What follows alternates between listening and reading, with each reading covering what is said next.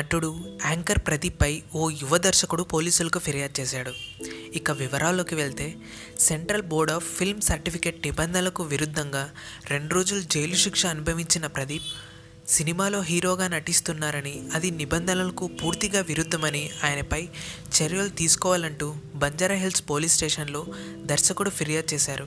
శనివారం మేడ్చల్ జిల్లా కీసర్ సమీపంలోని రాంపల్లికి చెందిన శ్రీ రామోజు సునిశ్చిత్ ఈ మేరకు బంజారాహిల్స్ పోలీసులకు ఫిర్యాదు చేసి అనంతరం మాట్లాడుతూ, గత నెల 31న తను టీవీ చూస్తుండగా 30 రోజుల్లో ప్రేమించడం ఎలా అనే సినిమాలో ప్రదీప్ మాచిరాజు ప్రధాన పాత్రలో నటిస్తున్నట్లు తెలిసిందన్నారు.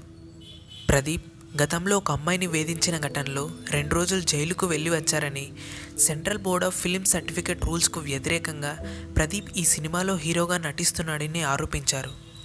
ప్రదీప్తో పాటు సినీ దర్శకుడు ఇద్దరు కూడా నిబంధనలను అతిక్రమించారని, ప్రస్తుతం 30 రోజుల్లో ప్రేమించడం ఎలా సినిమా షూటింగ్ జరుగుతోందన్నారు. ఈ షూటింగ్ ఆపాలని ఆదేశాలు జారీ చేయాల్సిందిగా ఫిర్యాదులో పేర్కొన్నారు. ఈ మేరకు బంజారాహిల్స్ పోలీసులు ఫిర్యాదు స్వీకరించారు.